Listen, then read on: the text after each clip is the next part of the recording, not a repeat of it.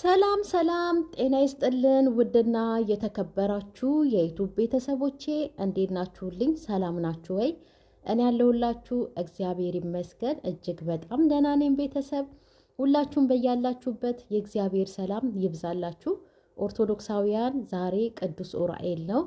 ቅዱስ ዑራኤል ሁላችሁንም በያላችሁበት ይጠብቃችሁ። ሙስሊም ወገኖቼን እህት ወንድሞቼንም በድጋሜ ረመዳን ሙባረክ ብያለሁኝ። እንኳን አደረሳችሁ። አላህ በያላችሁበት ይጠብቅልኝ። እኔም አለው እጅግ በጣም ደህና ነኝ። ሰብስክራይብ እያደረጋችሁ ላይክ እያደረጋችሁልኝ በኮመንትም ደግሞ ጎበዝ በርቺ አይዞሽ እያላችሁ ለምታበረታቱኝ ሁሉ እግዚአብሔር ክብረትን ይስጥልኝ። ቤተሰብ አመሰግናለሁ። አሁን ደግሞ ያው ትናንትና እንግዲህ መሽቶብኝ ቪዲዮ ለመስራት አልተመቸኝም። ሄለንን አይቻታለሁና አሁን ስለ ሄለንዬ ትንሽ ነገር ለማለት ነው የመጣሁት። ቤተሰብ መጀመሪያ ግን ሶሲ በጣም በቃ የእውነት ሳላደንቃትም ሳላመሰግናትም እንግዲህ ሁላችሁም እኔ የሁላችሁንም ሀሳብ ነው ይዤ የምመጣው እና ሳናደንቃት ሳናመሰግናት የእውነት ለሷ ያለን ቦታ በቃ እንደዚህ ትልቅ ነውና በጣም እናመሰግናለን ሶሲዬ። በጣም ጥሩ መልካም ከጓደኛም አልፋ እህት በቃ የእውነት እህት እንኳን የማታደርገውን ነገር ነው ሶሲ እያደረገች ያለችው እና በዚህ ልክ ተጨንቃ ያውን በዚህ ዘመን አስባችሁታል ቤተሰብ? በዚህ ዘመን አንድ ሴት ጓደኛ እንደው ለሷ መስገብገቧን እንደው በምትስገበገብበት ሰዓት ማለት ነው ሁሉ ነገር ለኔ ይሁን በምትልበት ሰዓት የእውነት ሶሲ ሄለንን ከዛ ጭንቀት ለማውጣት ጓደኛ ይሆንሽ ብላ ሰው አምጥታ ማስተዋወቅ ይሄ የትም ያላየሁት ነገር ነው። አይደለም አምጥታ ልታስተዋውቅ አንድ ሴት ልጅ ማለት ነው የእውነት እንደው አጠገባችን ያለውን እንኳን ሰው አጠገብ ያለውን አንድ ጥሩ በተለይ እንደው ጥሩ ወንድ ሲያዩ አንዳንዶቹ አይናቸው እንዴት እግዚአብሔር እንደዚህ ሰጣት እንዴት እንደዚህ ያደረገላት ብለው ጓደኛ መስለው አይናቸው ደም የሚለብስ አለ፣ አይናቸው የሚቀላ አለ። ያንን ሰው ለራሳቸው በቃ ለማድረግ በጣም የሚቆፍሩ ሰዎች አሉ፣ ጉድጓድ የሚቆፍሩ እና በዚህ ዘመን እንደዚህ ሰው በጠፋበት ጓደኛ በጠፋበት ያውም የሴት ጓደኛ በጠፋበት ጊዜ ሶሲ እንደው በእውነት አንድ እሷ ከሚጣ ጋራ መገኘታቸው እኔ በጣም ነው ያስደነቀኝ። ሰው በዚህን ሰዓት በቃ ምን አባቷ አረሷ ምናምን ነገር ተብሎ የጓደኛ በሚቀማበት ሰዓት እንደው ይሄማ በቃ ለሄለን ነው የሚሆናት በቃ ይሄ ለእሷ ያስፈልጋታል ብሎ አስቦ በዚህ ልክ እንደዚህ ተጨንቆ በቃ በእውነት እኔ የመጀመሪያ ጊዜ እንደዚህ አይነት የእውነቴን እኮ ነው። አረ እኔ አላየሁም። እኔ ባለሁበት በዚህ ሀገርም ኢትዮጵያም አንድ ነበረች ጓደኛዬ ምንም ጸብም ምናምንም የሌለን ማለት ነውና ሌላውን አላቅም ማርያምን። በተለይ እዚህ ሀገር ካለሁበት ጊዜ ጀምሮ በቃ ብዙ ነገር እያየነው ሁላችንም። በተለይ የስደቱ ደግሞ ይብሳል። ቤተሰብ የምታውቁት አውቃላችሁ። የስደት ጓደኛ እንዲህ በአፍንጫ ይወጣ።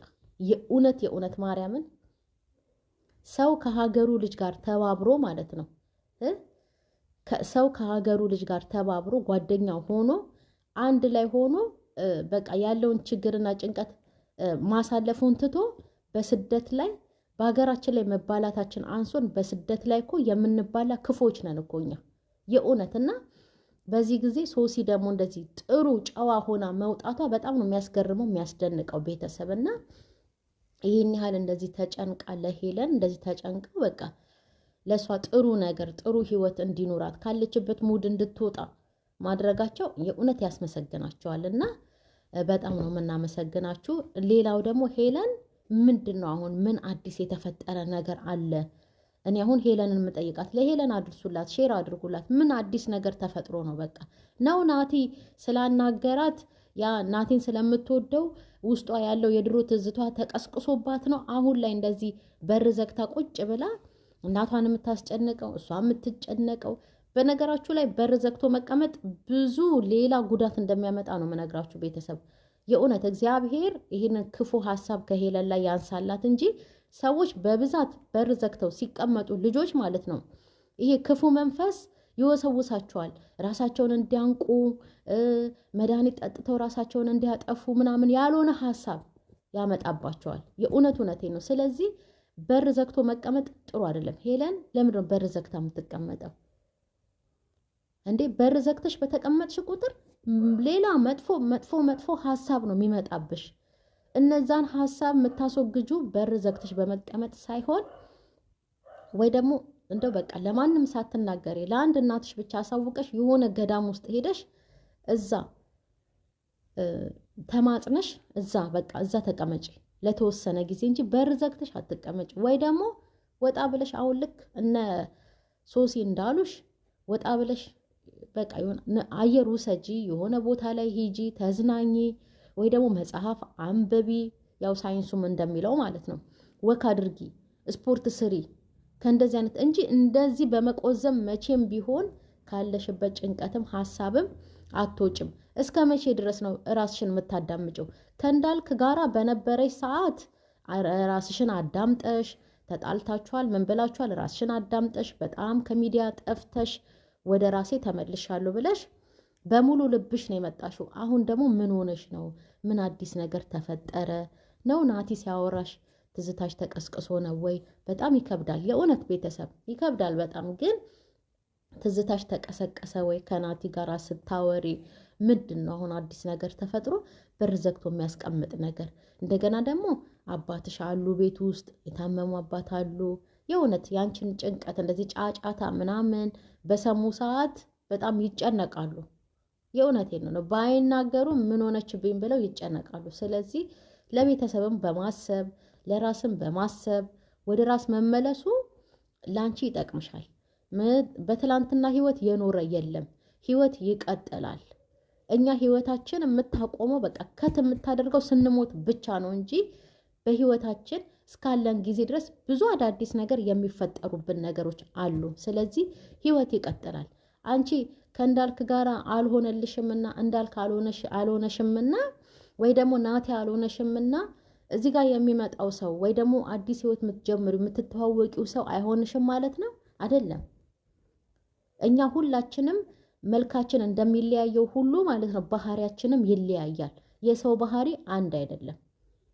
ስለዚህ ሰው ደግሞ ሲመጣ ሊተዋወቅሽ ምናምን አትክፊ።